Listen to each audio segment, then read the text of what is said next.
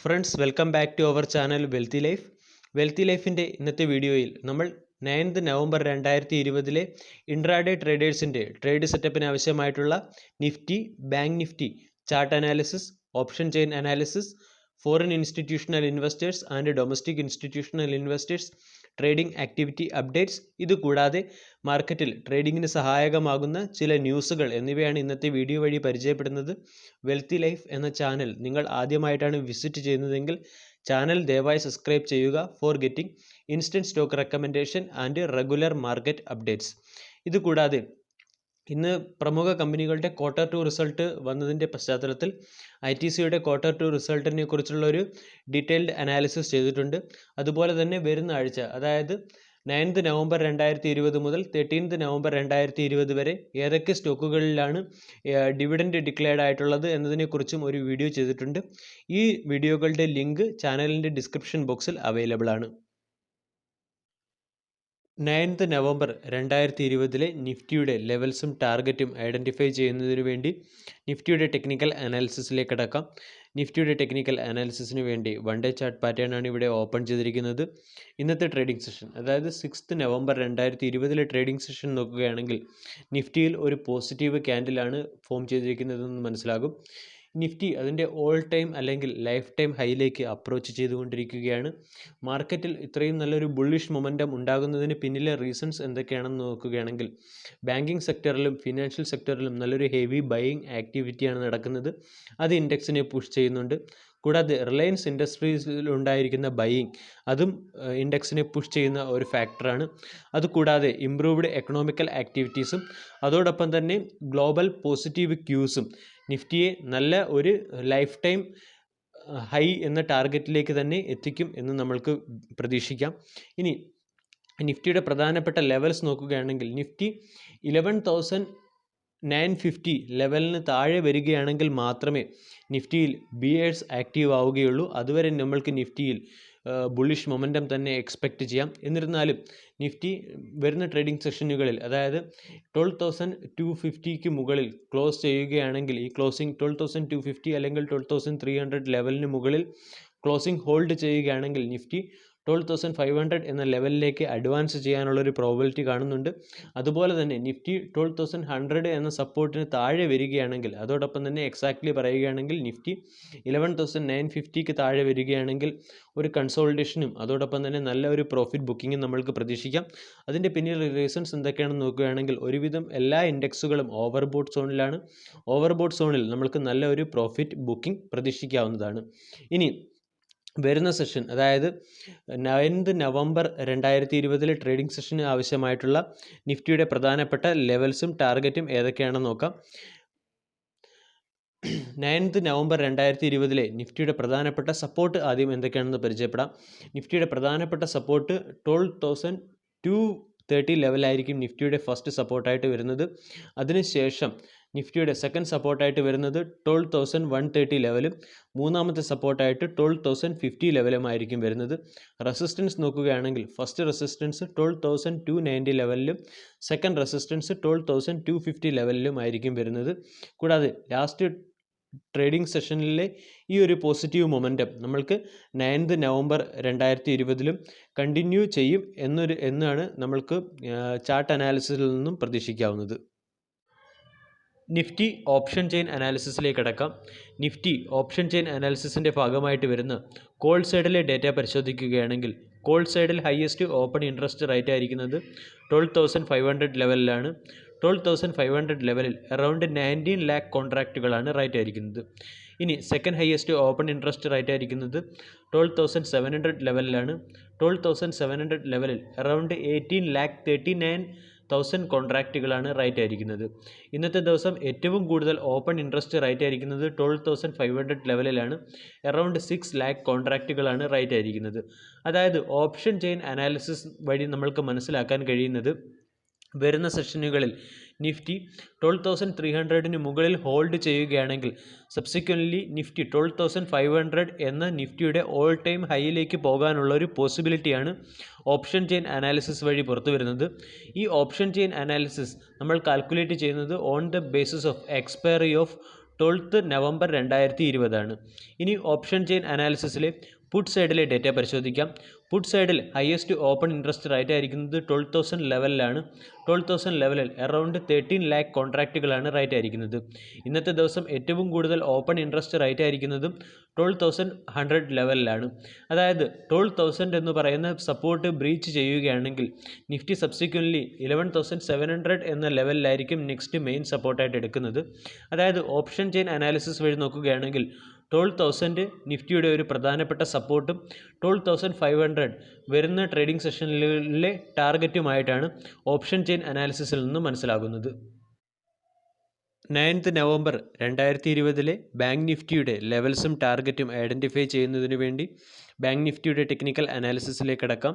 Last trading സെഷനായ 6th November 2020 bank നിഫ്റ്റിയുടെ chart pattern നോക്കുകയാണെങ്കിൽ നിഫ്റ്റി പോലെ തന്നെ ബാങ്ക് നിഫ്റ്റിയിലും ഒരു ബുള്ളിഷ് ക്യാൻഡിലാണ് ഫോം ചെയ്തിരിക്കുന്നത്. അതോടൊപ്പം തന്നെ ബാങ്ക് നിഫ്റ്റിയേക്കാൾ വളരെ നന്നായി പെർഫോം ചെയ്യുന്നു എന്ന് കൂടി നമ്മൾക്ക് പറയേണ്ടി വരും. കാരണം നിഫ്റ്റിയിൽ ഉണ്ടായിരിക്കുന്ന മൊമെൻറ്റം അല്ലെങ്കിൽ ഹൈക്കിൻ്റെ പിന്നിലെ പ്രധാനപ്പെട്ട ഒരു റീസൺ ബാങ്ക് നിഫ്റ്റിയുടെ ഔട്ട് പെർഫോമാണ്. അതായത് ഞാൻ ആൾറെഡി പറഞ്ഞു കഴിഞ്ഞു. കാരണം ബാങ്കിങ് സെക്ഷനിലും അതുപോലെ തന്നെ ഫിനാൻഷ്യൽ സെക്ടറിലും ഉണ്ടാകുന്ന ഹെവി ബൈയിങ് നിഫ്റ്റിയെയും അതോടൊപ്പം തന്നെ ബാങ്ക് നിഫ്റ്റിയെയും മുകളിലേക്ക് ഒരു പുൾ ചെയ്യുന്ന ടെൻഡൻസിയാണ് നമ്മൾക്ക് കാണാൻ സാധിക്കുന്നത്. ഇനി ബാങ്ക് നിഫ്റ്റിയുടെ ക്യാൻഡിൽ സ്റ്റിക്ക് പാറ്റേൺ നമ്മൾ പരിശോധിക്കുകയാണെങ്കിൽ, അതായത് ലാസ്റ്റ് 5 ക്യാൻഡിൽ അല്ലെങ്കിൽ 6 ക്യാൻഡിൽ നമ്മൾ പരിശോധിച്ച് നോക്കുകയാണെങ്കിൽ bank Nifty always making higher low and higher highs. അതായത് ബാങ്ക് നിഫ്റ്റി ഒരു അപ്വേർഡ് ട്രെൻഡിലാണെന്ന് പറയാം. അതോടൊപ്പം തന്നെ 200 ഡേ എക്സ്പോണൻഷ്യൽ മൂവിങ് ആവറേജിനും 20 ഡേ എക്സ്പോണൻഷ്യൽ മൂവിങ് ആവറേജിനും മുകളിലാണ് ബാങ്ക് നിഫ്റ്റി ഇപ്പോൾ പൊസിഷൻ ചെയ്തിരിക്കുന്നത്. അതായത് ബാങ്ക് നിഫ്റ്റി നല്ലൊരു ബുള്ളിഷ് മൊമെൻറ്റമാണ്. അതോടൊപ്പം തന്നെ 24,450 ലെവൽ, അതായത് ബാങ്ക് നിഫ്റ്റിയുടെ 200 ഡേ എക്സ്പോണൻഷ്യൽ മൂവിങ് ആവറേജ്, ഇതിന് മുകളിൽ ബാങ്ക് നിഫ്റ്റി എത്ര നാളം സസ്റ്റെയിൻ ചെയ്താലും അത് ബാങ്ക് നിഫ്റ്റിയിൽ ബുൾസ് ആക്റ്റീവ് ആയ ഒരു ഇൻഡിക്കേഷനാണ്. ഇനി നാളത്തെ ട്രേഡിംഗ് സെഷൻ, അതായത് 9th നവംബർ 2020 ട്രേഡിംഗ് സെഷന് സഹായകമായ ബാങ്ക് നിഫ്റ്റിയുടെ പ്രധാനപ്പെട്ട സപ്പോർട്ടുകൾ ഏതൊക്കെയാണെന്ന് നോക്കുകയാണെങ്കിൽ, ഒന്നാമത്തെ സപ്പോർട്ടായിട്ട് 26,350 ലെവലാണ് ബാങ്ക് നിഫ്റ്റിയുടെ പ്രധാനപ്പെട്ട സപ്പോർട്ടായിട്ട് വരുന്നത്. ആ സപ്പോർട്ട് ബ്രീച്ച് ചെയ്യുകയാണെങ്കിൽ 26,050 ആയിരിക്കും ബാങ്ക് നിഫ്റ്റിയുടെ രണ്ടാമത്തെ സപ്പോർട്ടായിട്ട് വരിക. ഇനി റെസിസ്റ്റൻസ് നോക്കുകയാണെങ്കിൽ ഫസ്റ്റ് റെസിസ്റ്റൻസ് ആയിട്ട് വരുന്നത് 27,050യും അതിനുശേഷം സെക്കൻഡ് റെസിസ്റ്റൻസ് ആയിട്ട് 27,250യുമാണ് ബാങ്ക് നിഫ്റ്റിയുടെ പ്രധാനപ്പെട്ട റെസിസ്റ്റൻസ് ആയിട്ട് വരുന്നത്. ബാങ്ക് നിഫ്റ്റി ഓപ്ഷൻ ചെയിൻ അനാലിസിസിൻ്റെ ഭാഗമായിട്ടുള്ള കോൾ സൈഡിലെ ഡേറ്റ പരിശോധിക്കുകയാണെങ്കിൽ കോൾ സൈഡിൽ ഹയസ്റ്റ് ഓപ്പൺ ഇൻട്രസ്റ്റ് റേറ്റ് ആയിരിക്കുന്നത് 27,000 ലെവലിലാണ്. 27,000 ലെവലിൽ അറൗണ്ട് 5,58,000 കോൺട്രാക്റ്റുകളാണ് റേറ്റ് ആയിരിക്കുന്നത്. ഇനി second highest open interest rate ആയിരിക്കുന്നത് 27,500 ലെവലിലാണ്. അറൗണ്ട് 5 lakh കോൺട്രാക്റ്റുകളാണ് ഈ ലെവലിൽ റേറ്റ് ആയിരിക്കുന്നത്. ഇന്നത്തെ ദിവസം ഏറ്റവും കൂടുതൽ ഓപ്പൺ ഇൻട്രസ്റ്റ് റേറ്റ് ആയിരിക്കുന്നത് 27,000 ലെവലിലാണ്. ഇനി പുട്ട് സൈഡിലെ ഡേറ്റ പരിശോധിക്കുകയാണെങ്കിൽ പുട്ട് സൈഡിൽ ഹയസ്റ്റ് ഓപ്പൺ ഇൻട്രസ്റ്റ് റേറ്റ് ആയിരിക്കുന്നത് 26,000 ലെവലിലാണ്. അറൗണ്ട് 9,80,000 കോൺട്രാക്റ്റുകളും അതുപോലെ തന്നെ 24,000 ലെവലിൽ അറൗണ്ട് 6,36,000 കോൺട്രാക്റ്റുകളുമാണ് റേറ്റ് ആയിരിക്കുന്നത്. അതായത് ബാങ്ക് നിഫ്റ്റിയുടെ ഓപ്ഷൻ ചെയിൻ ഡേറ്റ അനാലിസിസിൽ നിന്ന് മനസ്സിലാകുന്നത് ബാങ്ക് നിഫ്റ്റി 24,000 എന്ന ലെവലിന് മുകളിൽ നിൽക്കുന്നിടത്തോളം കാലം ബാങ്ക് നിഫ്റ്റിയിൽ bulls are active, bears inactive ആണ്. ബാങ്ക് നിഫ്റ്റി 24,000 എന്ന് പറയുന്ന സപ്പോർട്ടിന് താഴെ വരികയാണെങ്കിൽ മാത്രമേ ബാങ്ക് നിഫ്റ്റിയിൽ ബിയേഴ്സ് ആക്റ്റീവ് ആവുകയുള്ളൂ.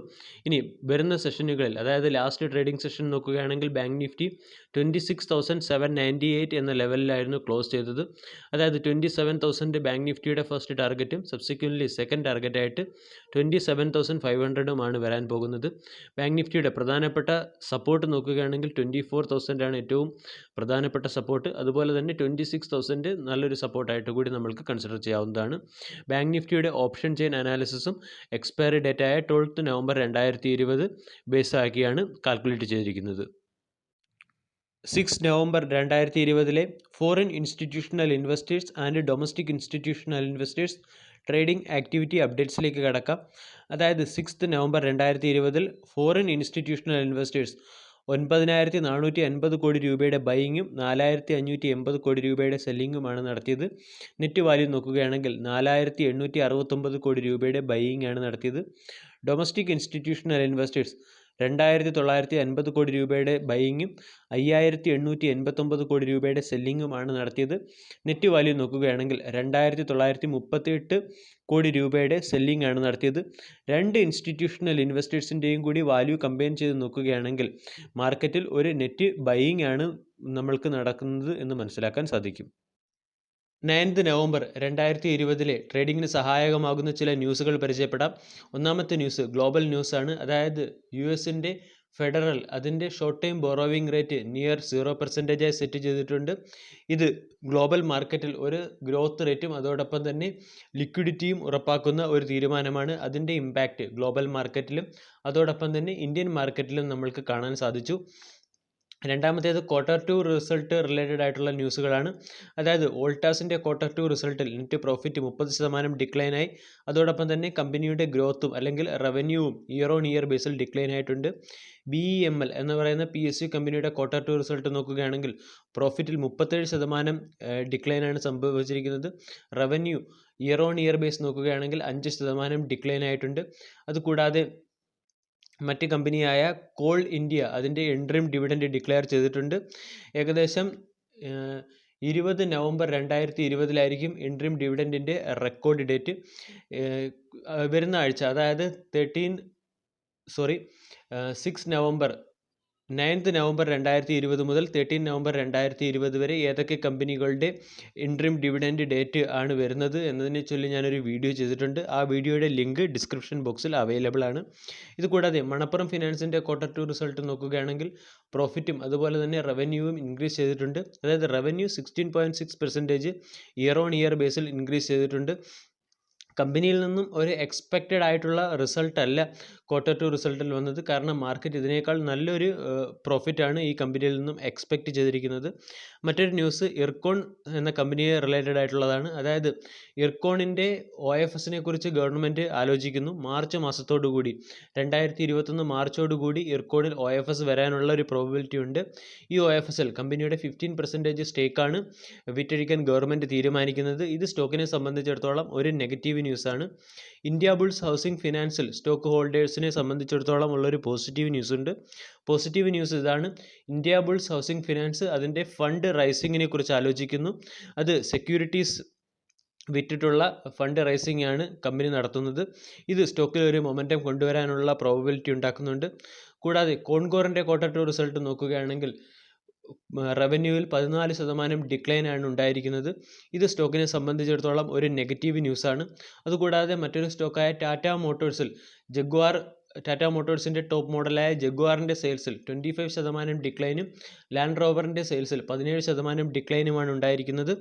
ലോങ് ടൈം ആയിട്ട് ടാറ്റ മോട്ടോഴ്സ് ഒരിക്കലും ആരും ഹോൾഡ് ചെയ്യേണ്ട ആവശ്യമില്ല. കാരണം സ്റ്റോക്ക് ഒരു നെഗറ്റീവ് ട്രെൻഡ് ഫോളോ ചെയ്യുന്ന സ്റ്റോക്കാണ്. പക്ഷേ സ്വിംഗ് ട്രേഡിന് പറ്റിയ സ്റ്റോക്കാണ്.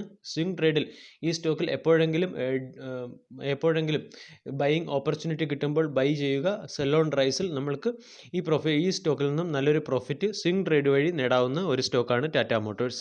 ഇതൊക്കെയാണ് വരുന്ന ട്രേഡിംഗ് സെഷൻ, അതായത് 9th നവംബർ 2020 ട്രേഡിങ്ങിന് സഹായകമാകുന്ന ചില ന്യൂസുകൾ. വീഡിയോ എല്ലാവർക്കും ഇഷ്ടമായി എന്ന് വിശ്വസിക്കുന്നു. Thank you.